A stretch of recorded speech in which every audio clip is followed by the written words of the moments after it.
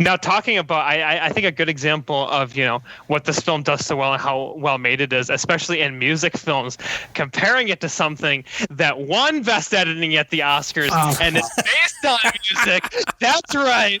Bohemian Rhapsody. Oh. Which is about as inaccurate as Amadeus is. Welcome to Idiot Plot, a comedic podcast critiquing, discussing, and analyzing the media industry through reviews, debates, and historical deep dives. Hello, welcome to another episode of Idiot Plot. I'm David Yanish, and joining me today, as always, are my co-hosts Alex Overdahl. Too many notes. And Justin Neitzel. I speak for all mediocrities in the world. I am their champion. I am their patron saint. Okay. We get it. If you didn't get it from that little quote fest, do another episode of movie picks. And today's pick is Alex. Alex, can you tell everyone what you had us watch this week? I picked a long-awaited pick for the three of us. I long in the making, more like. I picked Amadeus, the 1984 film about the legend, more myth rivalry between Salieri and Mozart about Mozart's time in Vienna. Wait, hold up. You mean I wasn't supposed to watch the music video to Rock Me Amadeus by Falco? Yes, you told me that joke was coming, and I told you I knew what it was, and that was pretty close. I have to. But before we get on that, we're going to do our opening segment like always. And this week, do another episode of What We Watched. So, Justin, we'll start with you. Other than Amadeus, what have you watched recently that you want to share with us? Two bad movies that are technically one bad movie, and that is The Hunger Games Mockingjay Part 1 and 2.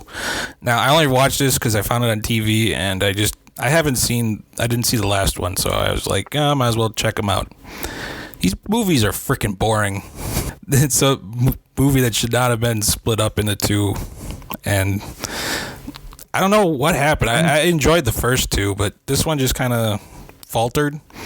But I also think that's because of the book. The third book wasn't that good either.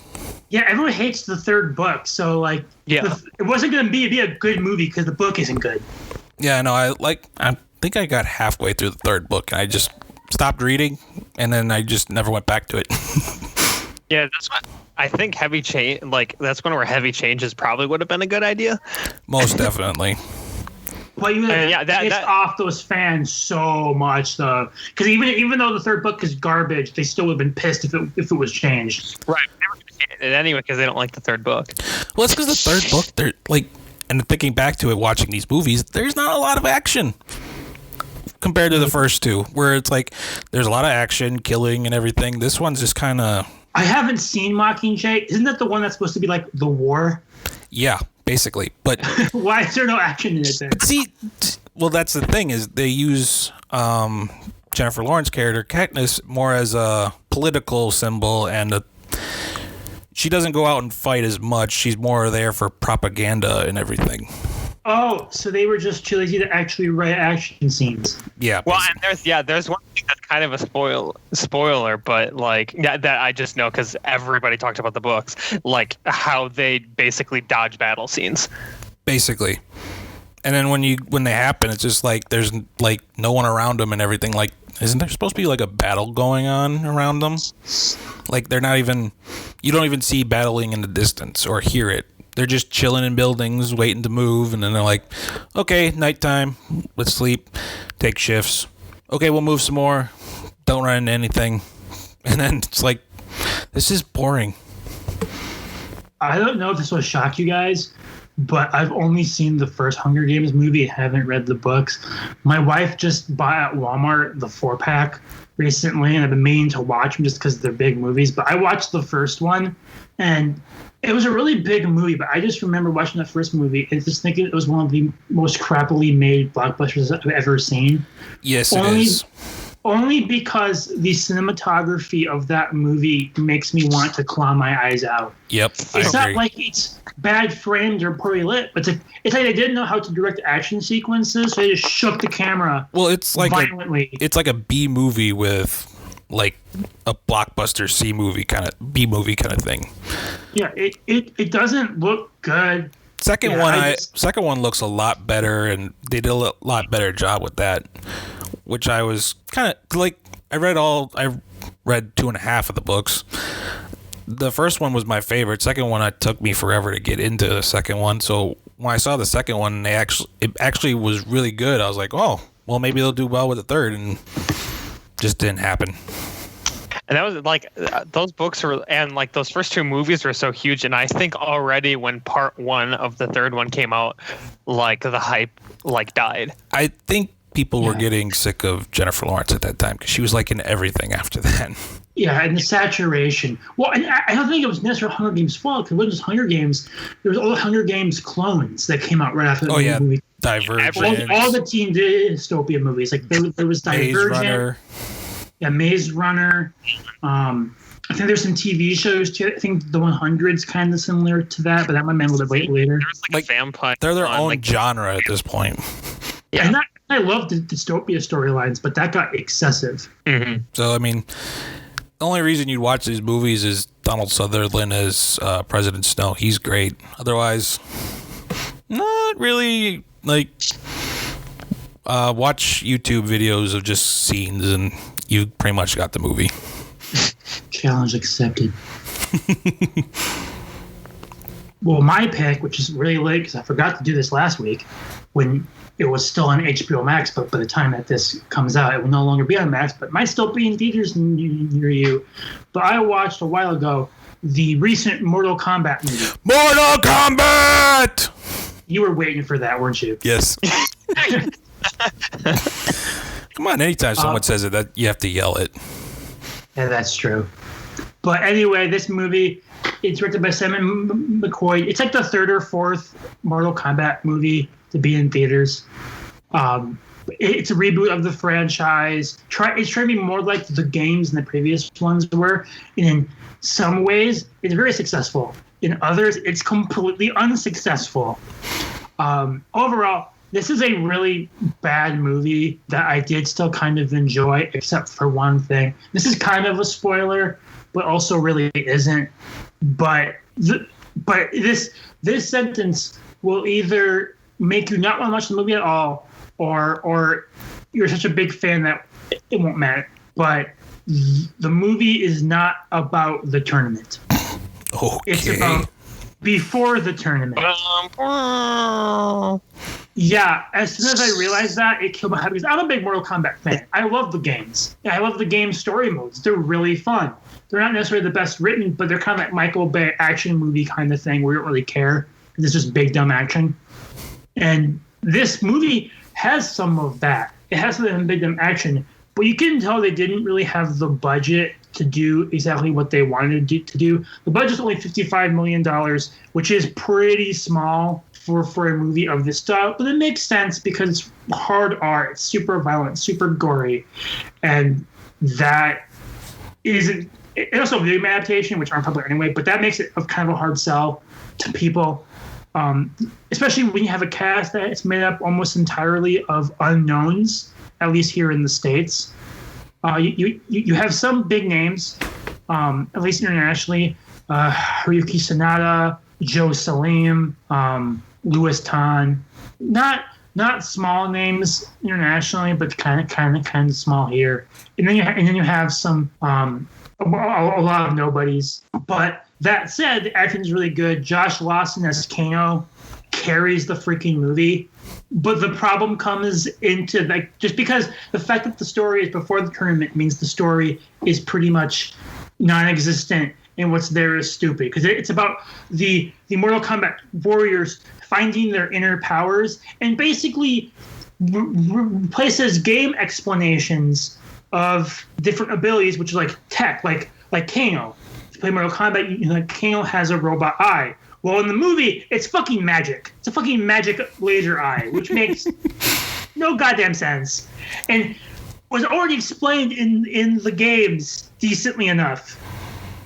But they had to make it magic powers. Look into my magic eye. You burn yet? And I think and I think that the other big thing, which again isn't really a spoiler, but it's the fact that Johnny Cage and Katana and other big players aren't in the movie, and Raiden also doesn't really do anything. But that said, the fight scenes and violence are pretty freaking great. It's really gory, but in kind of a fun way because it's Mortal Kombat. So you get some fatalities, but this is when like the game references are not very good. In that, I mean, if you play Mortal Kombat or play Injustice, like you play another one fighting game, you know that after a fight, the person who wins, if you're in the story mode, will say some comment like, "No, that's what you get," and turn around and walk away. They try and do that in this movie. And it looks really weird. Along with like someone will kill someone and they'll say like flawless victory or fatality. And it's pretty cringy. Well, I kind of expected that from a Mortal Kombat movie that was like trying to be like the games, but the fact that they're not even in the tournament, it's just like, Yeah, and that said, the fights are pretty good, especially the fight it's in all the trailers, that's between Scorpion and Sub-Zero. That's the reason why we're all here. That's why I'm here. And it's a badass fight, but the movie itself, it's not very good. It's pretty low budget. Warner didn't really have a lot of hope in it, even though right now it is the most successful launch item on HMX's history, shockingly enough. Which means it might get a sequel. We don't know. I guess we'll find out. Which sequel would be the tournament. So we're kind of hoping we do it. So we get the movie that we actually want to see. But see, if it was in theaters, would it have bombed? I don't think it would. I would have saw it. I think it would have been successful. It was still in theaters. I mean, its theatrical gross is $76 million on a $55 million budget. In this market, that's pretty good. I was going to say, yeah, that's pretty good. I'll get a sequel then, I think. Yeah, it'll get a sequel. I don't know if I'll see it in theaters because this is a bad movie that I did enjoy a little bit, but I will never watch it again. Like I'll stick with the games. It's not really, it doesn't really justify its existence in any meaningful way. And we'll see if the sequel changes that. Now, Alex, you have a big what we watched. Big for you, definitely. So, I guess this needs context. I watched a Batman Mask of Phantasm, which about a year and X number of months ago, I said I would watch if David watched Amadeus, because you refused to watch it, so I kept trying to push you to watch it. Now, I'd wanted to watch it earlier, but at this point I was dug in and I wasn't going to change. So you watched Amadeus since it was the pick for this week. So I watched Batman Mask of Phantasm. I think that same night. See, everyone, extortion works. Yeah.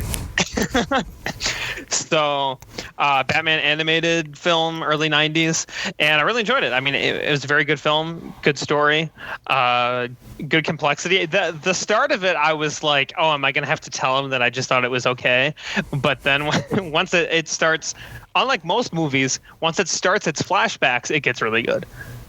Mm-hmm. Like once it starts kind of setting up what the movie's really about, then it gets very good.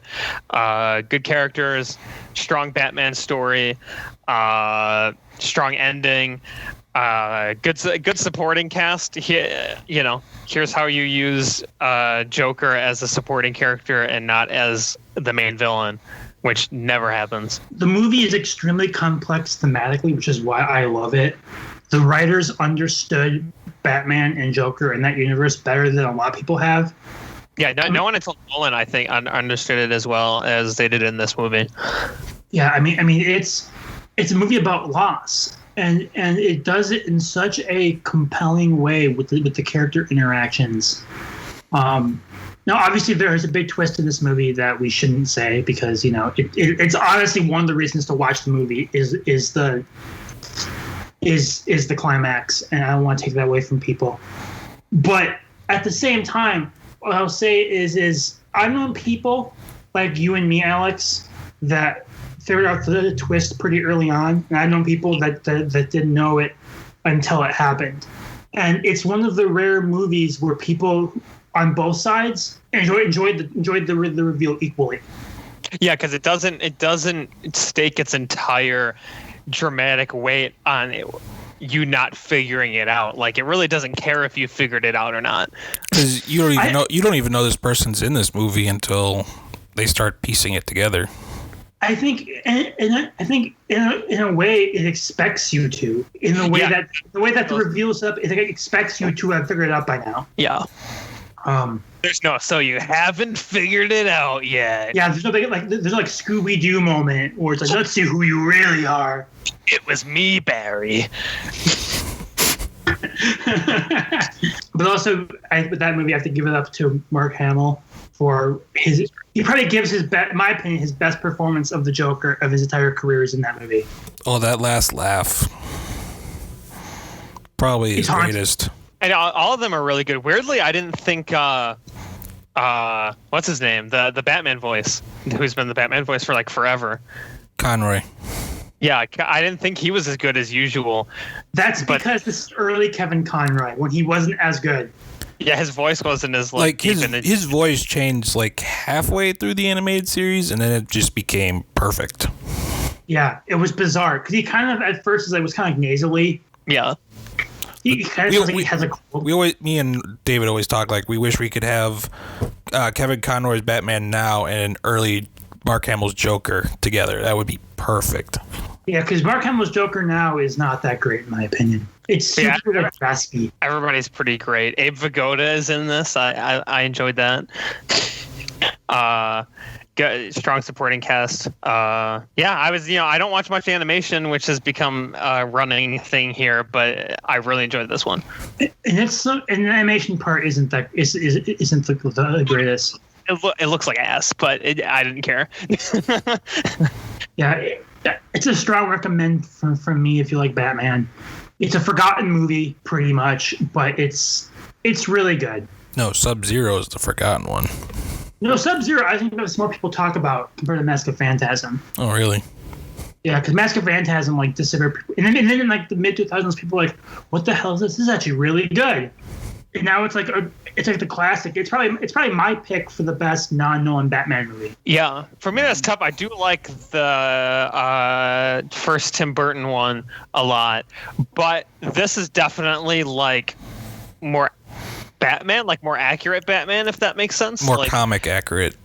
Right, like not to be that gatekeeper or something, but like I don't like what they did with the Joker in the first Tim Burton one. Like I love the movie, but like the whole Joker backstory thing was super lame. Well, and that's like very like we're not like that, but comics also play a role in whether we tend to like it or not. Well, especially what Mask of Phantasm does is it gets the tone of the comics right. Yeah.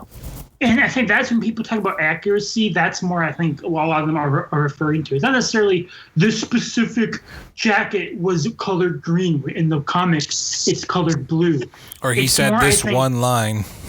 Yeah, it's about getting that tone correctly so it feels authentic. And Batman animated series in general. I mean, you have the designs are great. The acting's great. Shirley Walker's score, both the show and the movie, are phenomenal.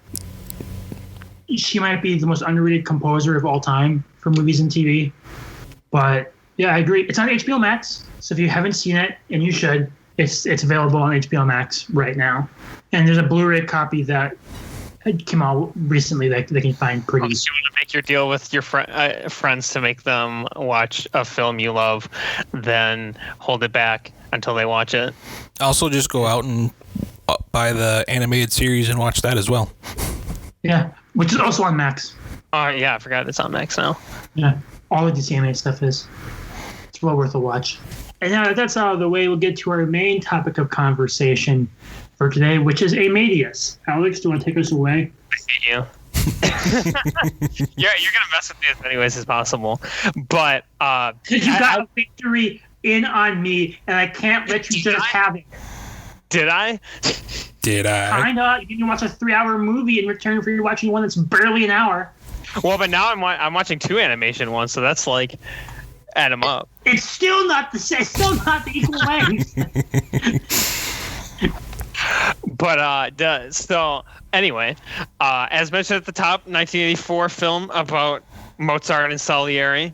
one of my favorite films, and one that is highly regarded by everyone that's seen it. Unfortunately, not as many these days because it's not on streaming, which needs to be fixed. But it came out, won a bunch of Oscars, and I think when you talk about biopics, I mean, this is even hard to call one because it's not from his perspective, but like just films, period pieces, or films about history in general that aren't war films kind of get this stink about them sometimes with people, and this one has really avoided it and is one of the most like successful and beloved ones. So I think, besides how well made it is, it's interesting to look at like, why does this one work well, especially compared to other films about similar things? Because of course there were like 100 Amadeus ripoffs immediately. There's a Beethoven movie, there's a whatever, and they did not have the same level of success.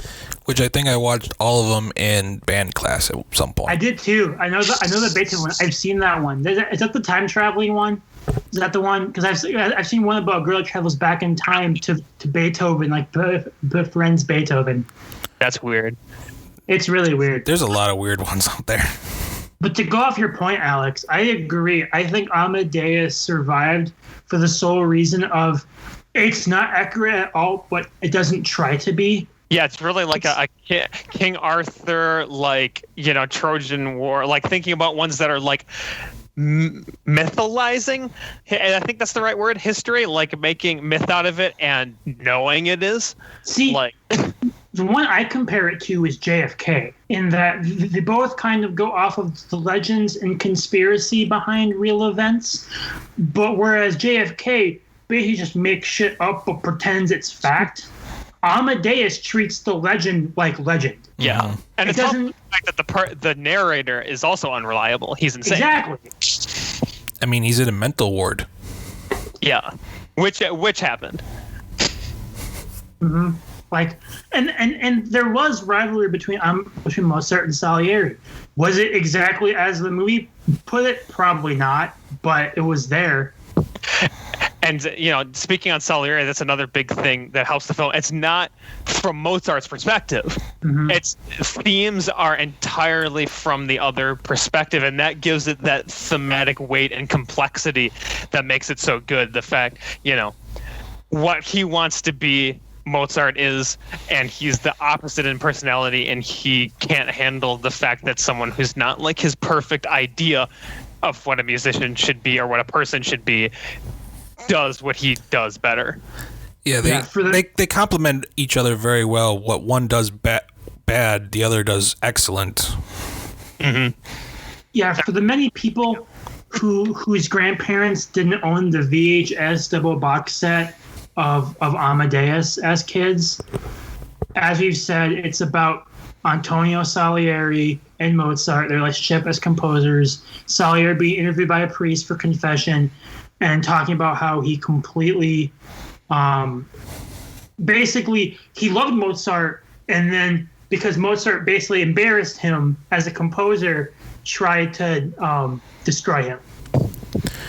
Which is funny considering Salieri had more long-term success. Yeah, he had that success at the time, and it's something that happens in all kinds of art. And, even we've talked about movies, right, that weren't appreciated at the time. It's like, at the time, Salieri was much bigger, but he lives to see his music fade, and Mozart's become, like, the dominant composer probably ever, or certainly at the top. And it's interesting watching it because, like, in the context of the story, right, Salieri, this whole thing with this whole rivalry, this whole animosity is like all in his head. Mm-hmm. Is it the Austrian emperor? Yeah. Is that okay? The Austrian emperor still like in that whole like committee that runs the operas in the area still like sides with Salieri. Mozart never really like takes over or takes control. It's all Salieri's ego being hit, and that's why he does all this revenge. Well, and also Salieri, he seems to be like the only one who throughout the movie that understands Mozart and is like, what I do, everyone loves, and he is on a whole nother level that these other people do not understand, but I do, and he is kicking my butt in all all the writings and everything. Yeah, like one of the most interesting, like to me, one of my favorite scenes, the Don Giovanni scene, where really like Salieri loses it. It's like Mozart makes like this incredibly dark personal piece. Salieri goes to all 5 showings because he's obsessed with it, and at the same time comes up with a plan to literally kill him. Yeah. Like, because he can't take it anymore. You get that interesting dynamic because Salieri is like helping Mozart write his operas, but at the same time is also making sure that they don't last. It's he wants to see what he's going to write and compose, but he doesn't want him to be popular for it. Yeah, because like that side of him is like, this is amazing, but he can't handle it because it's like, why not me? And that's like a universal thing that's very complex. It's like, why not me? Because his ego, he like makes a prayer at the beginning of the movie, like, you know, I'll give you all these things, God, if you make me great. And he's convinced that he's been made great. He took his sign that his father dying was a sign that God was giving him permission to do what he wanted to do. But I think this guy, and he's like, excuse me. Well, and I think it's super universal too, in the sense that we've all been in a situation, whether it's at school or work or something, where we put all this effort into something. We think it's really good. We're proud of it, and then some guy comes along and like instantly does it better, right? Mm-hmm. And with like no effort, it takes little effort. He works all the time, but like comparatively, I mean, he writes operas in his head. Like, that's nuts. Well, and he only has the original copies. He doesn't make more. Yeah. More on the subject of these characters, we gotta give it up to F. Murray Abraham and Tom Hulsey. How do you say his name? I think you got it. One of those ways you. Anyway, F. Murray Abraham and Tom Hulse, who deliver, I mean, greatest ever performances. Oh yeah. Yeah. Well, when I first saw this film, I hadn't looked up as much beforehand, and I was like, wow, the performances were amazing. Like, F. Murray Abraham was so good, but Tom Hulse was like even better. How did he not win? Because I thought old Salieri was a different actor. Then I saw that, and I'm like, what? Because talk about unrecognizable, like, talk about a great makeup job. Yeah. And just like even his voice is like different because it's older, and I mean he cut his throat, so like he sounds different. Mm-hmm. Yeah, and Tom Hulse has so much energy, and can do the mood swings that the character requires perfectly. Like his performance when he's super happy is incredible, and how he can switch from super happy to like completely broken down on the fly is fantastic. Oh, and that laugh. Yep, I was just gonna go there too. That laugh drives so much. Like, that's such a unique laugh that works so well. It's so funny because do we know was the laugh created just for the movie, or was it part of the stage play? Oh, I should have looked that up. Because Tim Curry played Mozart in the play, and I want to hear him do that laugh because I feel like it's a lot more terrifying than Tom Hulse doing it. Oh yeah. Well, especially considering Tim Curry was supposed to be the Joker, but he was just too terrifying for children in the animated series. Because like the laugh Tom Hulse does, like, sorry, were you saying something? Well, I was gonna say, and imagine that as Mozart. Yeah, like, because when Hulse does it, it's like, it's so contagious. Like, it's such a fun laugh, but at the same time, it's so like improper that you see like why. Like, you don't agree with it, but like why they're also disgusted because they're all so proper and uptight, and he just does that outrageous laugh, and they all look at him like, what the fuck? I think that. Go ahead, Justin. It's funny because when he first does it a couple times, you're like, what the hell? And it's like, this is kind of weird, and then you just kind of get used to it, and by the end, you're like, why isn't he laughing as much? Well, I think that's a good point, Justin. I think that plays into how the characters feel, and because Salieri is like, Mozart's my hero. He's a legend. Look at this music. It's amazing. I can't wait to meet him. I wrote this piece for him. Oh my God.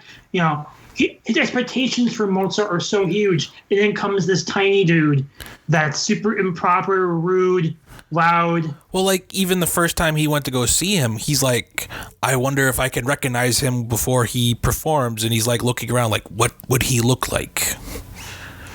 And he's the dude, and he's the crass dude having sex with a random lady in the back bedroom, in the boardroom before the performance.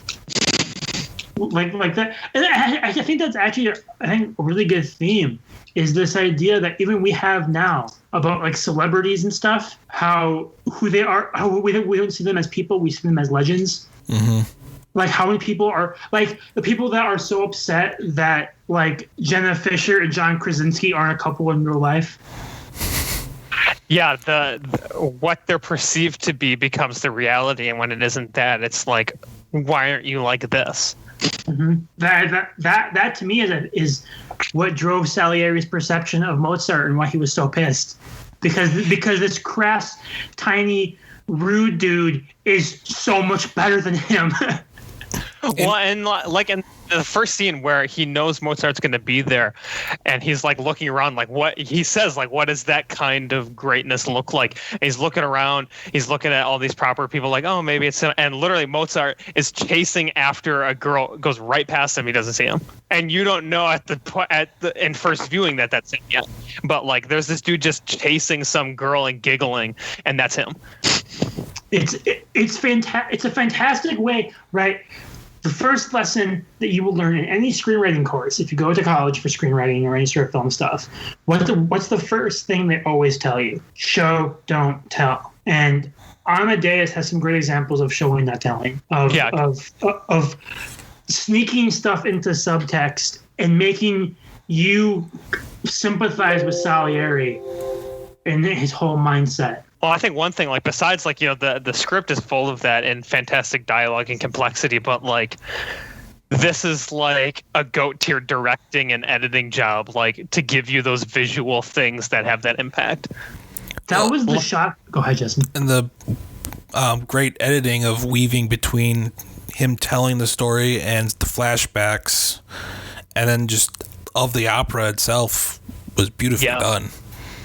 That was so shocking to me that this film, which won so many Oscars, didn't win Best Editing. I know, right? Yeah, this is the best edited film I've ever seen. Like, I will plant my flag there. I still might be with Raging Bull, but that's another fair one. But this is up there. Like, editing's perfect. It also didn't win cinematography, which is really bizarre to me too. I mean, yeah, I could kind of see that. Won 9 Oscars and you're like, it could have won more. I could see it not winning Best Cinematography. I mean, none of the shots were anything. But the lighting, though. True. I'd also say shots like the one like that have that thematic weight, like when his dad shows up in Vienna and it's him in that coat, and the shot is literally exactly the same as Don Giovanni when the general shows up. Has anyone seen The Killing Fields? Because that's what won editing. No. I want to, but I haven't seen it. It's also what won Best Editing, so. Boo. Yeah. I mean, but of course, it also won costume design, makeup, all the stuff that the period piece movies usually win. I was going to say, the staple of the period piece. Right, but in this one, like, man, they earned it. Like, the makeup on Salieri and the costumes, like, besides just, like, the basic period ones, like, the ones for the opera and, like, the characters in the operas and stuff, like, are really important. Mm-hmm. Is art direction set design? Because this deserved to win that, definitely, for sure. I think so. I think they've split it more now, but not at the time. Also, winning Best Sound was well-deserved as well. Yeah, that really drives it, because it couldn't win original score, which actually at the Oscars, the person who won made a joke about that. They were like, "I'm just glad Mozart wasn't eligible this year." But how they use that music though, where he's like playing in his head, and they suddenly like bring it in the background.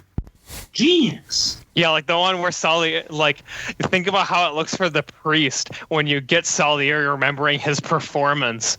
and he like starts the conducting and it goes to like the flashback, but then it comes back and he's like soaking in the applause that literally doesn't exist. Oh, I love that. I love that shot so much. And the priest is just like, what the fuck? Has so That much. honestly, like, that's one of my favorite nonverbal performances as the priest throughout this film, who barely says anything, but he's just like, what the fuck? Has somebody edited a version of this movie where they take all that stuff out and it's just Salieri being a crazy person saying the story? Has somebody made that version? Because that'd be hilarious. That would be. I feel like that's what the play has to be, right? I mean, not entirely, because you can pump some sound in, but certainly not at the level the film does. That and just the priest's facial reactions. Yeah, like They're so good. because I feel like that'd be like the version of Big Bang Theory without the laugh track. That's just that's just hilariously uncomfortable. But it's actually funny. Yeah, I feel like this will also just be uncomfortable. Yeah. Just because you just get the priest watching this crazy dude talk about God and how he killed Mozart. The creature. Yeah, and I think this is like really a film to study, to see, like with the sound, the editing, the direction, like all these things. Like it was such a well-regarded play. It's almost impossible to see as a play after you've seen the film, because they use every element of filmmaking to the highest level. So like if you want to see how to do sound, editing, cinematography, like everything, it's like perfectly contributes to the story. I remember when we were going into this, and you were telling me that this was Milos Forman's like best directing job. I was like, Yeah, shut up. The Cuckoo's Nest.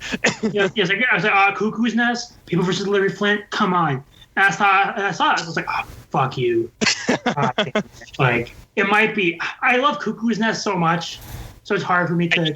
You can make an equal argument for both. Like, I'll give that up, like, because they're both so good. But like the fact that you can state, considering he made Cuckoo's Nest, that he did an even better one later in his career is like crazy to think about. Well, you can't. My issue is you can't really compare those two movies because they're so wildly different directing jobs. Yeah.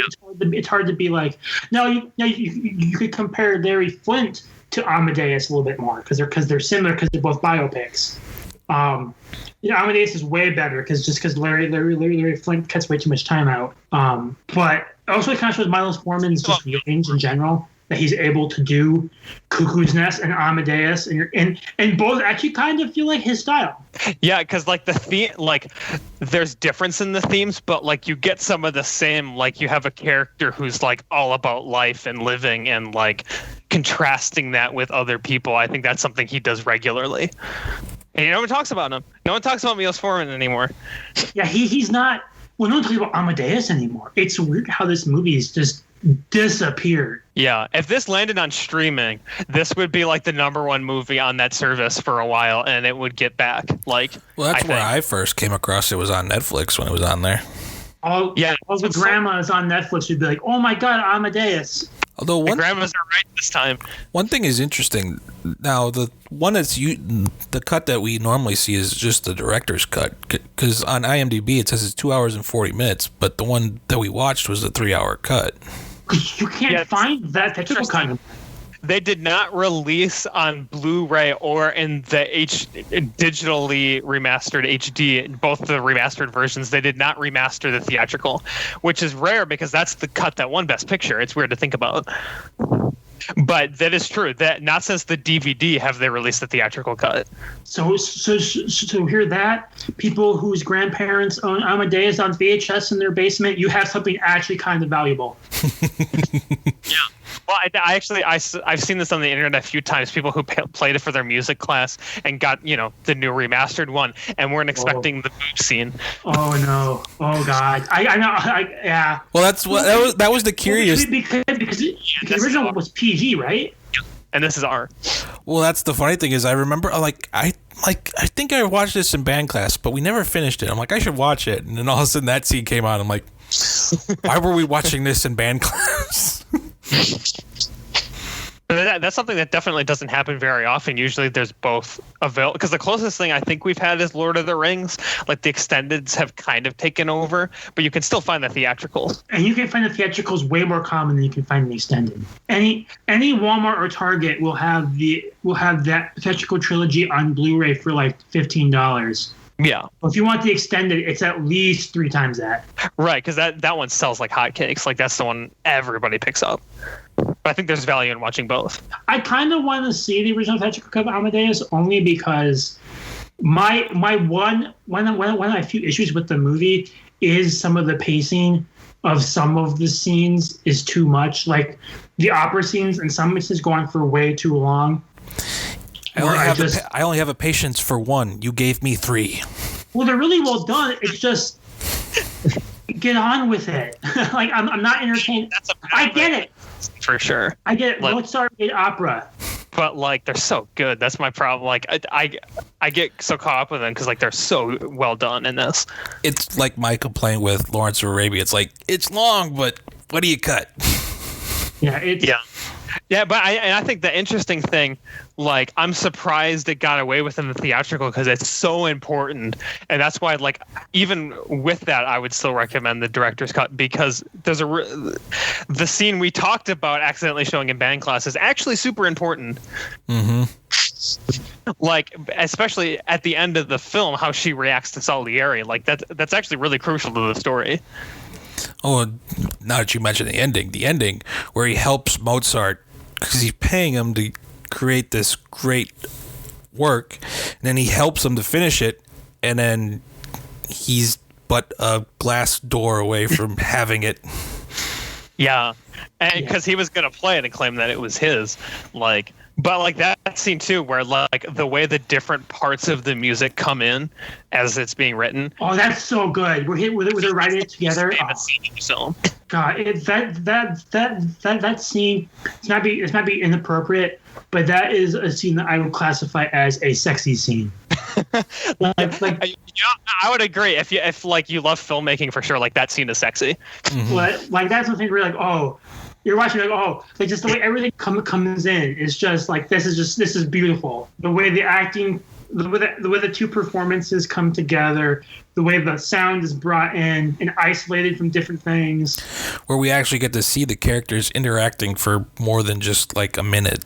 Yeah, and it's like tragic that way because like again it shows that Salieri could have helped Mozart and been a part of that, and you know in the film and like. Helped him grow, but he worked against him so long. But I think his problem was he's like he couldn't bring himself to do that. Yeah, he gave up so much to be good that he wanted it no matter what. Well, to be fair, Mozart also in a very memed scene, like Family Guy made fun of this scene. Salieri also Mozart made fun of Salieri at that party. Yeah. Yeah, I feel like that would piss me off. Yeah, that pretty much made it like he was never going to help him at all. If after that, if some dude went play Salieri, doof, and like and pretend to be an idiot. But at that part, he had been working so much against him. Like at that point, he had spread the rumor about him and little girls and stuff like that like ruined his chance of making money. Well, and he also ruined his own chance because he couldn't handle the dog. Oh, yeah. That would prejudice people. God. And then you get into alcoholism. It's a very well-made movie. It's a very well-done movie. Yeah, and it's one that like the themes and like character and story are always at the center because we talked about like how well made that end part is, but there's also like all the things that's going on with the two characters. Like there's always a story reason. I do kind of understand why it's been forgotten because I believe I could be wrong. And again, my parents sometimes listen to us, so they will probably text me if they hear this and I'm wrong. But I remember them talking about Amadeus and talking about how bad it was, how boring it was, how too long it was, how pretentious it was. And I think with Amadeus, it's kind of an anomaly in that it looks like your stereotypical standard pretentious Oscar bait movie when it's really not. But it kind of looks like it would be. Oh, yeah. Yeah, the outset, that's what I like. My mom is the one who pushed me to watch it a lot because she loved it. And like, you look it up, you see the poster, which looks great. You see the images, it looks like it's gonna be that. Mm-hmm. And then it's like this really fun and very complex movie at the same time. Like, it's very different than what you expect. And I think that's what all the clones or like attempts to do the same thing forget. Well, and even like when watching it band class, it's like I know a lot of people that didn't even pay attention to it, were busy talking or trying to be in their phones discreetly, but I was like absorbed into it, and I was like watching it actually. Yeah. Not for the music, it's compelling. but yeah. Well, the interesting things is like in the film you have like what you would expect to be the pretentious people, and those are the people who are working against him. Like, you don't do it this way. This isn't proper. These aren't proper virtues. This isn't this or that. Like, well, and Solidarity is trying to play both sides, where he's both helping and crippling him. Yeah. Because he can't decide what to do, and that's what makes him go crazy. I just love, like the little things I think I noticed because I rewatched it again because I can't help myself. Like when he's on the piano and composes that little walk-in tune, he literally looks at the cross and says like, "Thank you, God." He's like, "Grazie, Signore." Like, oh my gosh, this guy's so fucking full of himself. And then Mozart comes in, he hears it once, he has it memorized, and then he like messes with it, like, this doesn't really work actually, and improves it greatly, and it just infuriates him. Because the way Salieri's character is, you assume he probably spent a good maybe week working on that. Yeah. Like a long time, and it's like, oh yeah, I already got it. Actually, now I'm gonna tweak it because it doesn't work very well. Oh, here we go. So it's a film that nails like those big moments that we talked about, but then there's like the little scenes like that. When you watch it more, it like rewards rewatching because you notice those little scenes and enjoy them. Talk about the clones, because I looked this up. The Beethoven one that you were referring to is not the one I watched, but it is Immortal Beloved, starring Gary Oldman as Ludwig van Beethoven.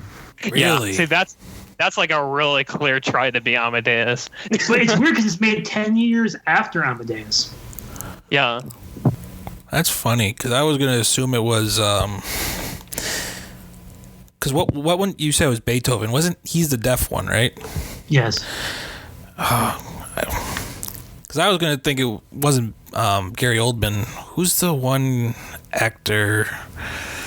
Can't think of his name. He played... I'll come back to it. Okay.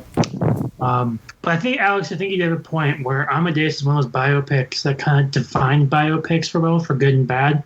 And it's kind of left us in this weird state of biopics where you have some like kind of like Amadeus of biopics that aren't true in a lot of ways is the standard now. Yeah, I think it happened before that too. Like, that's just kind of been a thing. The example that comes to mind to me is Steve Jobs. But I think it's like Amadeus in the sense of like the characters are probably accurate, and it's a compelling movie. None of this shit happened. Yeah. Doesn't mean it's bad, but... Oh, I figured out that actor. I was assuming it was a Brendan Gleeson. Oh. Oh, yeah. For some reason, I picture him as... He's too big. I don't know. I have this movie in my head. I don't even know what it is. And Gary Oldman can be anyone due to chameleon. Oh, I know. Watch The Fifth Element. I still can't believe that's Gary Oldman. Southern accent Gary Oldman. But yeah, and I think like what you mentioned, I think the big thing is that this doesn't pretend to be in the way that something like Steve Jobs definitely does. Like, or JFK. Right, yeah, JFK definitely acts like all of that really happened. As much as fun as that movie is, I'm like, wow, this really does act like all that happened. Well, and like you said, the beauty of this one is it gives you an unreliable storyteller. Yeah. You can't trust Salieri, so his story could be false. Yeah. Because you're only hearing one side of the story. I think, what happens, it even gets talked about in the film, too, like when they're talking about legends and stuff, like, people have been making legends from history for a long time. I mean, Shakespeare did it, people did it before that. films did it. Like, the other like films about people like Spartacus aren't accurate at all, but they're good. Now, talking about, I think a good example of, what this film does so well and how well made it is, especially in music films, comparing it to something that won Best Editing at the Oscars and is based on music. That's right. Bohemian Rhapsody. Oh. Which is about as inaccurate as Amadeus is. Yeah, so you want to talk about, like, compare those two films, why this one works versus that one doesn't. That's literally just a montage of them doing everything well, inaccurately, and pretending it's accurate for how long, being terribly edited, and it was praised, like, endlessly. God, I hate how right you are. I hate how right you are, because Bohemian Rhapsody actually is a pretty good case to put up against Amadeus, because Bohemian Rhapsody thinks it's Amadeus. It thinks modern rock Amadeus, like. It thinks that's what it is, but it's missing that negativity. It's missing the accuracy, because like Freddie Mercury did tons of weird shit that the movie like ignores. It ignores the fact that Freddie Mercury was kind of a lunatic. Where Amadeus kind of embraces it. Yeah, like he starts going crazy at the end. It makes him sick. Well, there's a difference. There's a huge difference. Salieri wasn't alive when Amadeus was made, but there's still members of Queen that are alive that have a financial stake in Bohemian Rhapsody. Yeah, that they definitely drove the direction. Oh, they totally did. They totally drove it, and it ruined that movie. I mean, Sacha Baron Cohen's talked about when he was attached to it that like the members of Queen wanted Freddie to die halfway through and have the back half of the movie be about the members of Queen being resilient without Freddie. Like, what? Well, and you can see that even in the movie where it's like it makes everyone but Freddie seem like a saint, and it's just like you all had a part to play in this bullshit. Yeah, Freddie's the cause of all the problems. And when Freddie has problems, they get solved because Brian May goes, "Hey, Freddie, you need to be better than that." Like, it's such we're a family. Cue Vin Diesel walk in. It's such complete horseshit, and I hate the fact that you brought up to Amadeus because it's really fucking accurate. Yeah, especially we actually do live in a world where Bohemian Rhapsody won the Oscar for Best Editing and Amadeus didn't. Yeah, wow. Now I really gotta watch this, like, Killing Field just to see why if that would deserve to win Best Editing. Just to justify. Yeah, the thing when it's like, yeah, this movie's good, but like, what the fuck, man? Like that.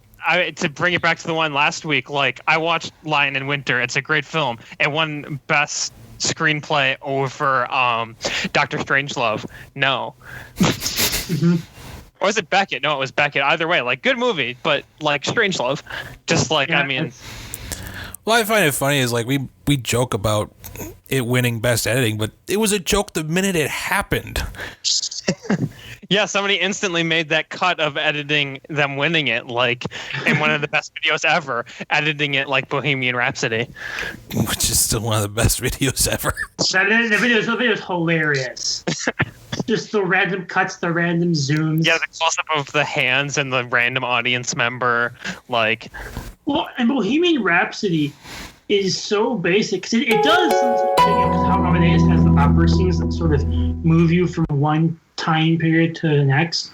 Bohemian Rhapsody tries to do that with the concert sequences and the different music video sequences, but it's too rhythmic. Like, basically, Bohemian Rhapsody is just bits and pieces of Freddie Mercury's personal life, followed by Queen. Queen discovers how to make famous Queen song, followed by montage of them performing said famous Queen song. And it just repeats that until you get to the climax, which is them performing at Live Aid. I mean, how many, like, you could take a shot for every concert they're performing at and be wasted before half the movie's over with. Well, and it's so lazy, because especially the Live Aid sequence, which a lot of people talk about how amazing that sequence is because they recreated Live Aid. You give us $100,000, we'll recreate anything too. Yeah, like it's not. That's a basic cinematography class project. Every cinematography class the first project he will do is recreate shots from movies and recreate famous things. It's not that hard. Yeah. I could do it when I was 10. When I was playing Make Believe, I could recreate a scene. It's not hard. And in Amadeus, they literally they have the opera house. They completely reconstruct the opera and the crowd. Yet there's always something else that has that through line the whole time. There's something happening in story and character when that's happening. Salieri's doing something. Something's going on with Mozart. There's something happening besides just, here's the concert.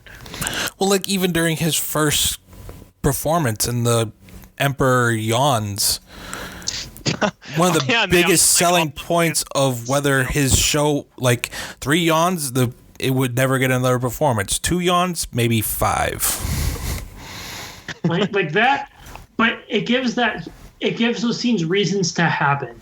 And music biopics have that happen a lot. Like a music biopic that I haven't seen this movie in years, but it's one that is special to me, or is important just because of the musician that it's about, is like my grandfather's favorite. So I listened to him all the time when I was a kid.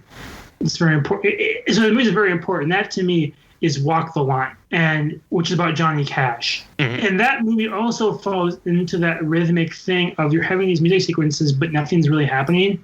And a lot of movies have the thing where you have the music sequences and then you have the personal life, and they never mix. Yeah, because they mix. And I would agree thinking about it. There's all that great stuff happening in his personal life, but I don't really remember the music points because they don't tie in Amadeus. It's all one story. Well, the thing about another... Cut out there for a second, Alex. Did you say you had seen Walk the Line? Yeah, I have seen it. Okay. So you know what I'm talking about. Yeah. Well, and there's also another music biopic that kind of blends their personal lives and the music, and that's Straight Outta Compton. That's a really good one. Because it blends the music scenes into that really well. And a lot of their music is based on what they went through in real life. I mean, a good example from that movie would be when they're told not to play "Fuck the Police." Thinking Detroit. Yeah.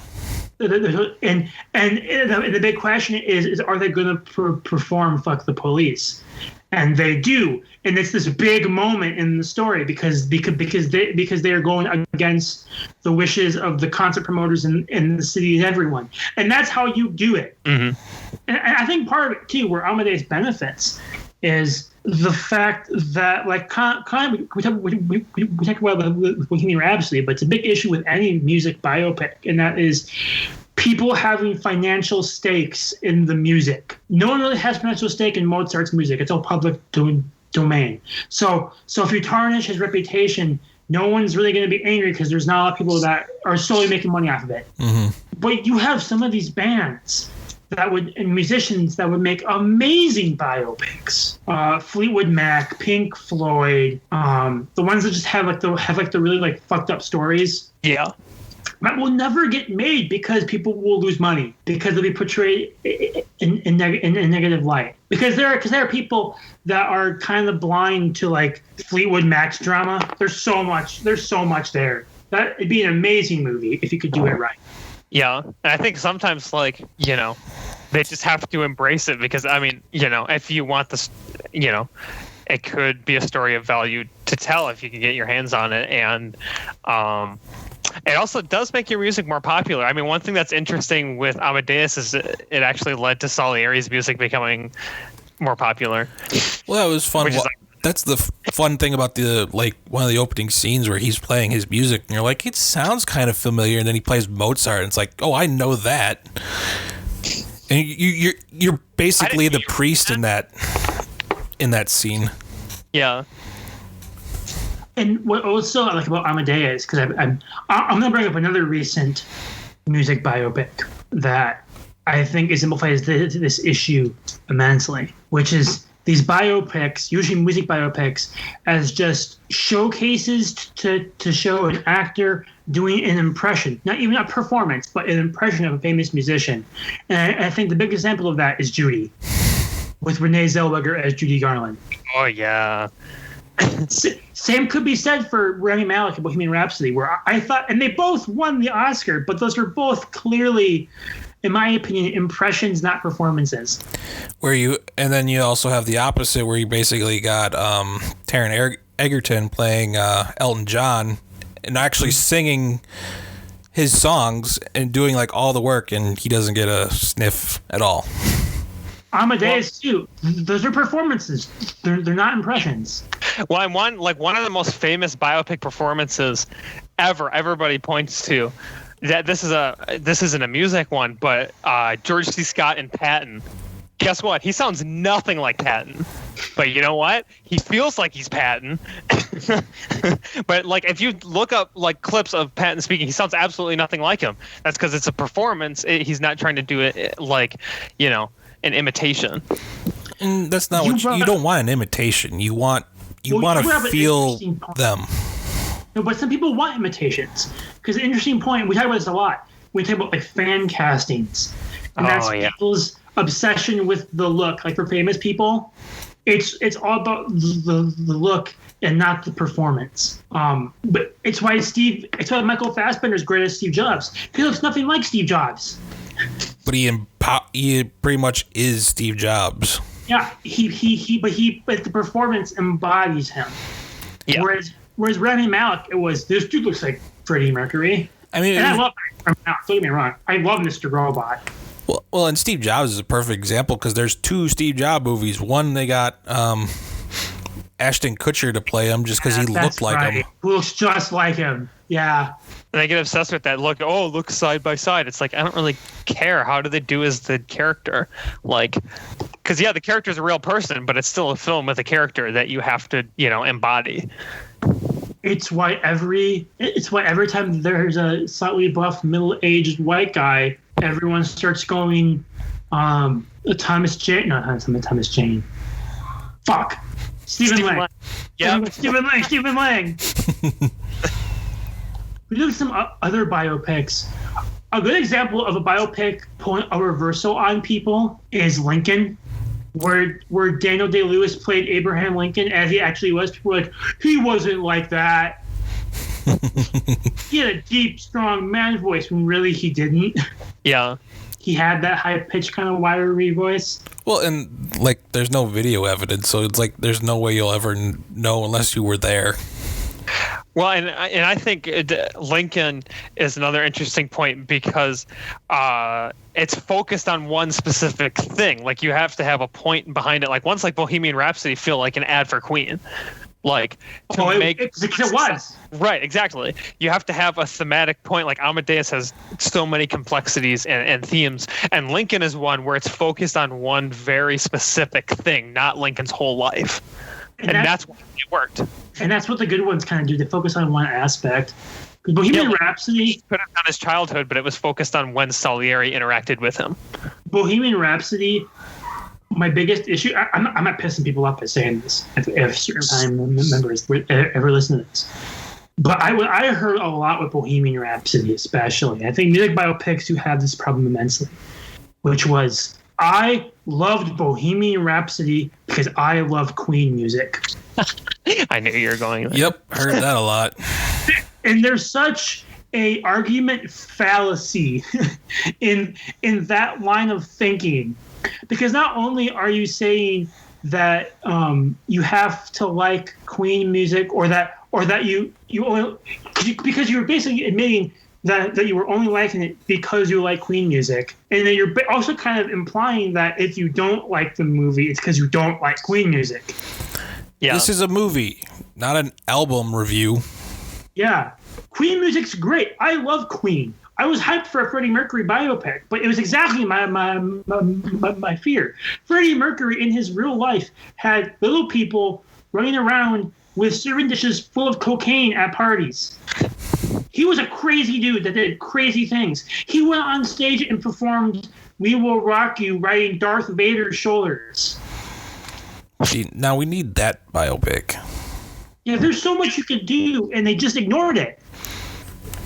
I hate that I keep beating up on Bohemian Rhapsody, but it's really a good example. It's such a good comp, Rob. I guess it's great. Well, that's the problem. Is like maybe we should wait till most of the people are deceased, and then because then they can't have influence over it. Right. It's like I get 30 years from now, maybe we'll get some really good ones. Well, like that's another. I actually do know a really good example of this too is Saving Mr. Banks. Oh right.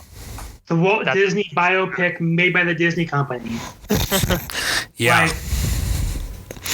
We're gonna make it seem like we were in the right the entire time. Yeah, like that was one where if you want to talk about, like, regardless of the movie's accurate or not, the fact that the company is making it throws everything with the movie into question, right? Like, yeah. Well, I remember when it came out, and I think it was Emma Thompson who played. Yeah, I think so. Yeah. She's like, whoever she was portraying, she loved this movie, and Tom Hanks like, no, she wouldn't have. She would not have liked this movie. Yeah, she would have hated it.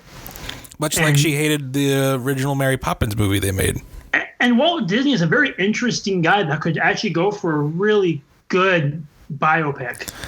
Mm-hmm. I will say, though, I was kind of impressed that they because it was a Disney-made movie, that they did hint at things like that Disney did, like smoking and...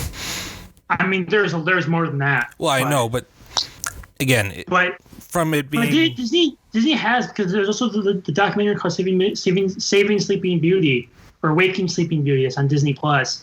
That they get pretty negative about themselves, but not about Walt, and that's the important thing. Mm-hmm. Because Walt was a very interesting guy, and there does exist a biopic about Walt Disney called Walt Before Mickey that was not made by Disney. It's about Walt Disney's early years, which are really interesting.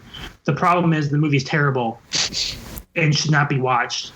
But there's an interesting story there, and now Disney is doing it again by making a Jim Henson biopic that is probably not going to be accurate at all. No, because they're going to want to tarnish their ability to make money. Well, and the reason they don't want to tarnish Disney is because they don't want to wait. They don't want to be in trouble when he defrosts in like 10 years. When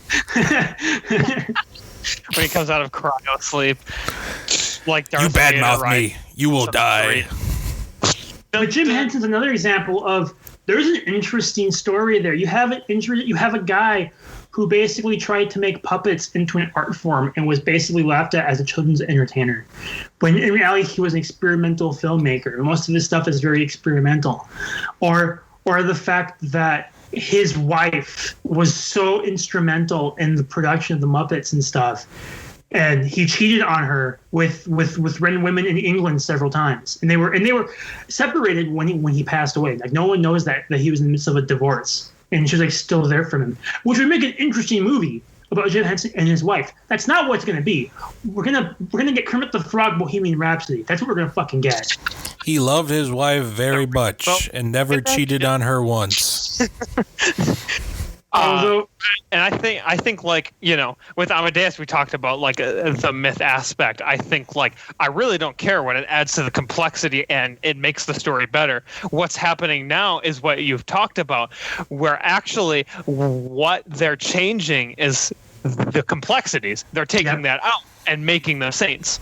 Just for sanitization. Not an interesting film. Well, it's like we talked about last week, where it's like you can't end a movie on a bad note. Yeah, you can't have a biopic end with the person being a bad person. But it's like now we're at a point where if a biopic has anything bad about them, they're not a bad person. Humans have flaws. Yeah, that's what makes us human. It's what makes these stories interesting. Like we want to see how Walt Disney, Jim Henson, Freddie Mercury, all these great people became great despite their flaws. There's a thing called separation from real life and their art. People can do it. Well, you know, not many people will let themselves get raging bold. I still can't believe that he was a consultant on that film, right? Like, to see that and know, like, he was involved in that and it's based on his autobiography. Like, that's nuts. Well, I give him credit then. He knows when to let the punches hit him. Well, make a good-ass movie. Yeah. That too. Because there is good stories to tell with these films, and Amadeus was able to find it, even though you could tell. I mean, Mozart's family was way more fucked than the movie portrayed. Mm-hmm. Yeah, but I think in this case, like that would make an interesting film, but like there's enough there for another film, so they focused in on this period. Amadeus is also an example to me of how to adapt a play into a movie.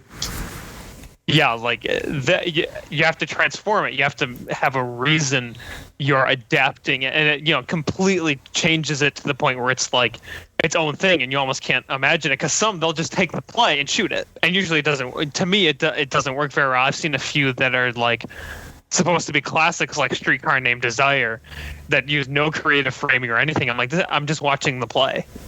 I like how you avoided the big elephant. I tried to. But the example to me of how you do it is the Boys in the Band. And I mean the original Boys in the Band, the one from the 70s that you can't find anywhere, not the one that's on Netflix now. Which is not a bad adaptation. It just looks like shit. So it was shot in a fucking C-100. Yeah, the thing was shot really, really, really badly. But the original looks great. I mean, it's William Friedkin, but yeah, it's like Lost. Wait, Friedkin did it? Yeah, Friedkin did it. Yeah, really? Like you can't find it anywhere except on YouTube in like 10 parts. But that's another example of they took the play script, but they transformed it in a way where you get that intensity. Mm-hmm. Oh yeah, it's you have to make change. You have to use like Amadeus says, use all the aspects: sound, editing, direction, music. But I mean, and picture it without the scene where they're writing the music together, right? Like that was made specifically for the film. And how did the play end? I think it was just like he completed the piece. I should look at more of the play, but I know I'm gonna read it right quick because I think it ends at the same. It might end with just him and the priest talking. Because the scene where they wheel him out and he sees all the other people in the ward you wouldn't be able to do on stage, where he speaks for the mediocrities everywhere. Oh, interesting. The play ends with Salieri killing himself. Huh. Or attempting to kill himself and then confessing. Which it opens with. Yeah.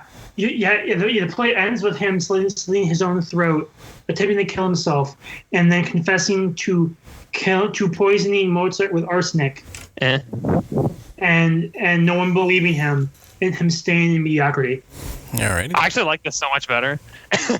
Like the fact that he couldn't even succeed in killing him, like he couldn't even directly succeed in killing him because he's like God gave him these powers. So he's like God killed him instead, and made me suffer. Yeah. It's not them laughing at me. Plus, that just makes such an electric opening, right? Like when they come in, and then you get the violins come in, or whatever the fuck those are. I'm not. I was gonna mention that.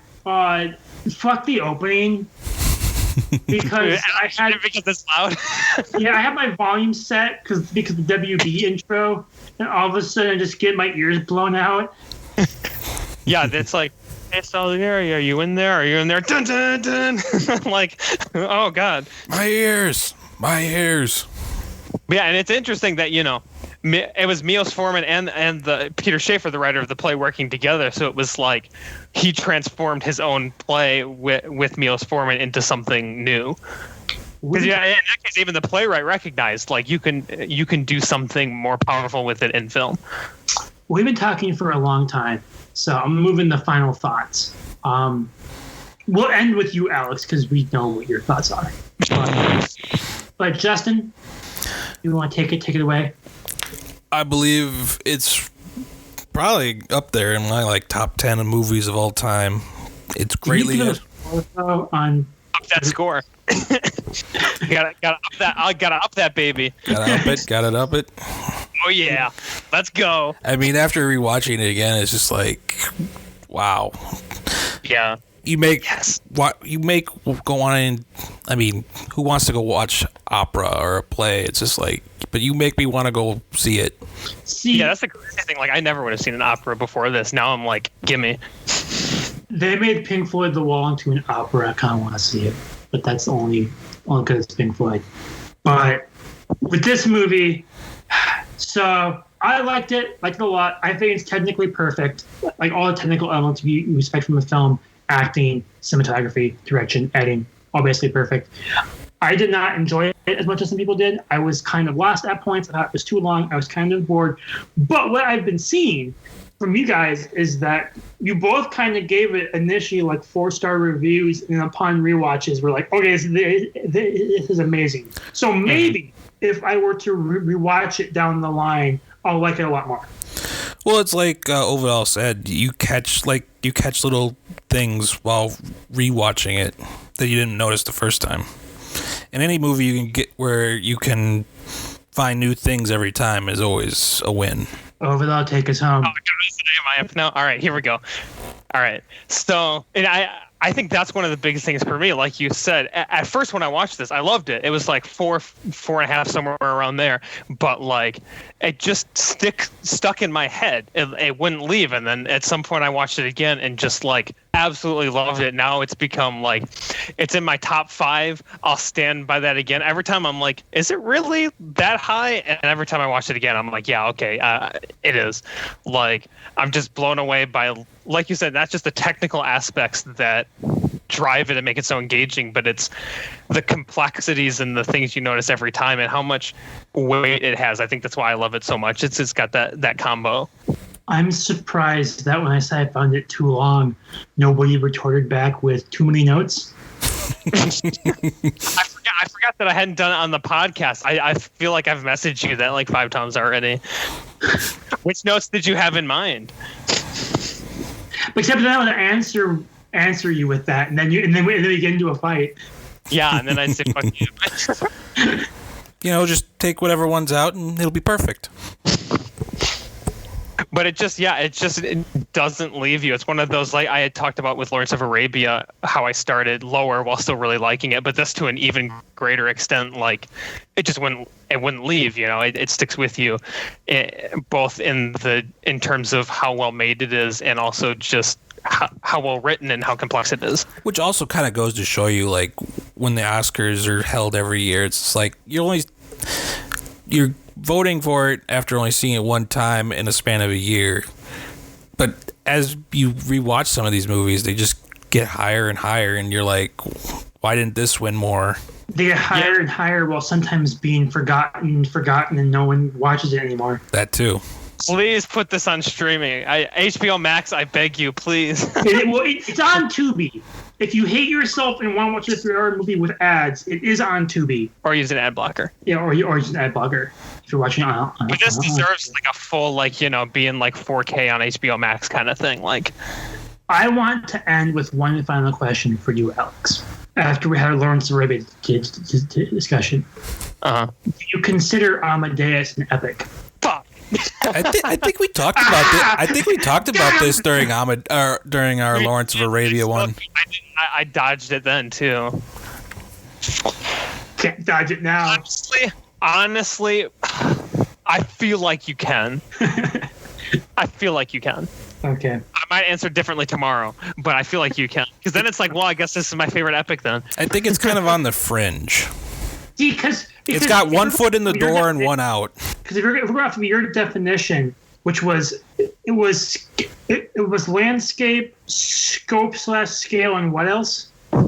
Length, I believe. Is it length? I think that's a part of it, or just like a length in terms of the film, or length of time, are both important. Okay, because I think it has length. I think it has scale. I don't think it has those landscapes you always talked about. Right, because it has big environments. It has the city stuff, but it doesn't have like the like environment. You know what I mean? Well, but you could also argue that like the stage scenes and stuff kind of make up for that. Right, and that's what I'm torn. That's what I'm torn on, because like those are huge. Like they're literally just in an opera house recreating the whole thing with a full audience. Like, so it's tough. But you're going with yes. Final answer as of today on the record. Till the next podcast where he just says Amadeus is not. I would say sure. Why not? Okay. Whatever gets people to watch it. I'm not letting you dodge this fucking question. Whoever gets people to watch it, I'll say yes. Which you should watch it. It's especially if you're into film and you consider yourself to be like a film expert or a big film fan. You haven't seen this movie. Like it should be seen. It won 8 Oscars. It's highly regarded. For F. Murray Abraham's performance alone, watch it. Yeah, my it's not on screen, but your grandparents might have it on VHS, like I mentioned. And those might be worth some money. The Blu-ray is not terribly priced either. I'm sure it's like a basic one though. Yeah, there is I have the really nice one. That one's not too badly priced either. The book one. But Warner needs to put this on HBO Max. Yeah, that's really like a shame that it's not there right now. But yeah, we all agree you should watch Amadeus. It's a classic. And with that, we are out of time. Thank you so much for listening to another episode of Idiot Plot. Next week, we have Justin's pick. Justin, do you want to share with the people what you're making us watch for next week? The old, not Disney, long forgotten movie, Secret of Nim. I'm excited for this one. I love that movie so much. We hope you listen to that next time with our thoughts on Secret of Nim. And with that, for just Alex Overall, thank you so much for listening to Idiot Plot. We'll see you next time. Thanks for listening to Idiot Plot. You can find us on Spotify, Anchor FM, Google Podcasts, and YouTube. Be sure to subscribe and hit the bell to get a notification every time we drop a new episode. Also, follow us on Facebook and Letterbox. The links are in the description.